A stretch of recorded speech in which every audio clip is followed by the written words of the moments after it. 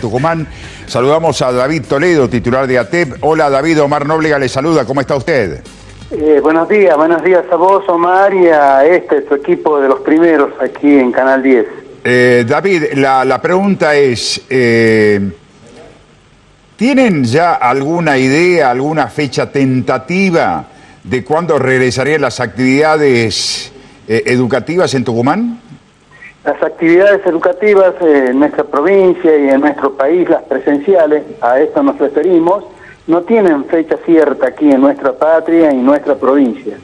Lo que sí, y tal cual lo dijimos ya desde comienzo de marzo, algún día sin duda, y ojalá que sea para bien, van a regresar, y para ello tenemos que prepararnos.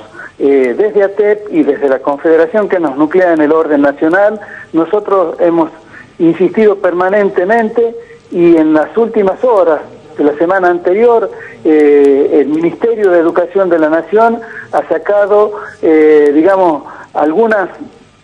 algunos protocolos que están a consideración en toda nuestra patria, para ordenar las cosas y ver si cuando estén dadas las condiciones sanitarias, la opinión de los expertos, de los infectólogos y las decisiones políticas que se tomen, entonces se va a fijar la fecha. Pero para que se fije, si Dios quiere, tienen que estar, todas las condiciones mínimas en nuestro país. Hay algunos protocolos que se tienen que cumplir a lo largo y a lo ancho del país, fundamentalmente en lo que respecta, a la protección de la salud. Para ello, es fundamental, entre otras cosas, por ejemplo, que sería muy largo de abundar, porque ya hay, un borrador que está a consideración en nuestra patria, y que pronto, en algún momento, el Consejo Federal de Educación, donde intervienen los ministros de educación de todas las provincias, el ministro de Educación de la Nación, los gremios que representan a los trabajadores de la educación de nuestra patria, lo van a aprobar, y cuando los infectólogos, los expertos y la decisión política así lo estimen conveniente, se va a fijar la fecha para el retorno a las clases presenciales. Lo que sucede, David, que también el propio ministro de Educación, el ministro Trota, no descartó la posibilidad cuando habló del mes de agosto, siempre y cuando el reglamento así lo certifique, provincias que no tengan el virus circulando en la sociedad podrían volver gradualmente a las actividades. Se puso como ejemplo a la provincia de Jujuy, que incluso volvió con las clases presenciales en las localidades lejanas a la capital jujeña, pero de pronto aparecieron casos. Anoche el propio gobernador Gerardo Morales dijo el virus está circulando en la provincia. Habló de algunas provincias como Catamarca, Santiago del Estero. Tucumán también está dentro de las provincias con menor cantidad de personas infectadas, aunque está dentro de las 10. No descartó la posibilidad que en aquellas provincias donde no haya un registro importante de personas infectadas, podrían volver las clases. ¿Cómo lo ve a Tucumán en ese mapa? Dentro de ese contexto, nosotros estamos muy atentos, estamos en comunicación con las autoridades educativas de nuestra provincia. Nosotros particularmente no somos especialistas, pero sí escuchamos la opinión de los que más saben. En este momento sería muy prematuro citar una fecha de inicio. Bien has descrito vos lo que ha ocurrido en Jujuy, lo que ha ocurrido en muchísimas partes del mundo, en otros países, muchos más desarrollados que el nuestro. También cuando se adoptó una medida, lamentablemente se ha tenido que retroceder por esta situación. Para que así ocurra como primera medida, no tiene que haber circulación de este virus que nos tiene tan preocupados, no tan solo a los tucumanos, a los argentinos, sino a todo el mundo. Tiene que ocurrir, esto como primera medida. Como segunda medida, condiciones mínimas, que ya la hemos descrito, pero hoy la recordamos, condiciones edilicias, de equipamiento de las escuelas, de servicios mínimos básicos como la provisión de agua, para la prevención de esta enfermedad. Además, también elementos fundamentales que tiene que haber: alcohol en gel, papel higiénico, la designación de personal de maestranza para la limpieza, para la seguridad de las escuelas, naturalmente. Se tiene que escuchar la opinión de los padres, la opinión de los alumnos y también, naturalmente, de quienes representamos a los trabajadores de la educación. De modo tal de que, ojalá, digamos, la circulación de este virus tremendo que nos afecta, digamos, se suspenda, que no haya tantos infectados y, naturalmente, una de las cosas que hay que prever es evitar el contacto entre profesores, maestros y alumnos, y entre los propios alumnos, porque como es tan contagioso, digamos, por ahí habrá que aprobar un protocolo que tenga en cuenta la presencia de los niños, no todos los días de los alumnos. Por otro lado, también hay que tener en cuenta que hay cosas que han llegado para quedarse en estos 101 días de cuarentena que tenemos aquí en la República Argentina, como por ejemplo una forma mixta de aprender y enseñar en el sistema educativo, y para ello se tiene que hacer el esfuerzo para proveer de conectividad de Internet a lo largo y a lo ancho de nuestra provincia. Se tiene que prever la provisión de elementos técnicos necesarios, porque no toda la familia y no todos los maestros y profesores tienen celulares necesarios y suficientes para atender, digamos, una enseñanza mixta que sin lugar a duda, mientras persista esta pandemia, va a ser necesario en nuestra provincia y en nuestro país. Bien, me da 30 segundos. Decíamos, ¿cómo irá a cumplir la sociedad en Buenos Aires las medidas restrictivas? Miren lo que es el conocido túnel en Merlo. Miren el hacinamiento que hay de la gente esperando el transporte.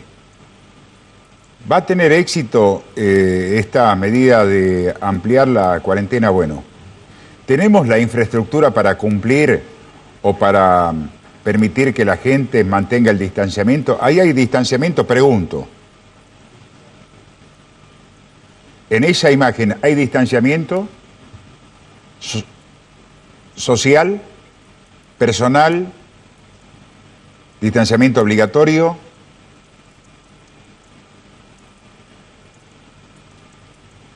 La pandemia vino para desnudar también algunas situaciones que tiene el país. David, lo último. Sí, Omar. Desde el punto de vista educativo, de la calidad, no del tiempo ni de los días. Usted dijo, hay que darle la infraestructura, que es, primero, la recuperación de los edificios, el mantenimiento, la designación del personal adecuado, los insumos que se necesitan. Desde el punto de vista cualitativo, no es lo mismo la clase presencial que la virtual. ¿Se va a perder o no el año lectivo? Te respondo clara y categóricamente. Como primera medida, antes una muy cortita reflexión. Hablaba de un sistema mixto de aprender y enseñar. En ese sentido, lo que representa el profesor, el maestro, es irreemplazable. Los otros elementos, como las clases virtuales, son recursos pedagógicos que son muy necesarios por el desarrollo de todas las actividades en todas partes, pero no es exclusivo, lo tenemos que combinar. Nosotros creemos, y respondiendo puntualmente a tu inquietud, y que debe ser la de todos, los esfuerzos se están haciendo, siempre se han hecho. Por otro lado, nosotros exigimos de que así sea, sin embargo, no alcanzan. No están dadas las condiciones para ello, por eso tenemos que ser muy cuidadosos, no generar expectativas que luego se transforman en ansiedad de muchísima gente que está pendiente de esto, porque sabemos de que la base de la transformación del crecimiento es la educación. Ojalá no persista todo esto y no se pierda el año lectivo. De cualquier modo, hay que atender, nosotros ya lo dijimos, y justamente en este borrador que ha elaborado el Ministerio de Educación de la Nación, dice claramente que hay que prestar atención a los inicios de ciclos, a los inicios de nivel. el niñito que ingresa a nivel inicial o jardín de infantes obligatorio, el que ingresa a nivel primario en primer grado, al secundario, al que termina el primario, a ellos hay que atenderlo prioritariamente a fin de que en el próximo periodo lectivo puedan comenzar las clases como corresponde. Y mientras tanto, los cursos y los grados intermedios se podría recuperar en los primeros meses, digamos, del próximo periodo lectivo. Pero estas son propuestas, no nos adelantemos a ello, quiera Dios que pronto, digamos, se encuentre una solución que vaya apareciendo, aunque sea, digamos, en forma progresiva para la eliminación de este virus, y de no ser así, de regresar a las clases presenciales, que se debe hacer tomando absolutamente todas las previsiones y escuchando las opiniones de quienes componemos la comunidad educativa. Sabemos que de entrada me va a decir no, imposible, pero hay que preguntar. Y también vamos a caer también en el tema de la infraestructura y de las temperaturas. Sí. ¿Es descabellado pensar que podríamos tener clases durante los meses de diciembre, parte de enero, febrero en Tucumán para recuperar los días que no se pudieron dar clases en este 2020? En ese aspecto y en ese sentido, el propio borrador que está circulando, y voy a insistir en esto porque quizás no tiene mucha difusión, pero el día jueves este borrador está circulando en nuestro país para emitir opinión, y pronto se va a reunir el Consejo Federal de Educación y todos quienes componemos, digamos, la comunidad educativa en nuestra patria para resolver esta situación. Y ahí dice claramente, entre otras cosas, los derechos de los trabajadores de la educación, así como advertíamos cuando han circulado versiones de que se suspenden el receso invernal de julio.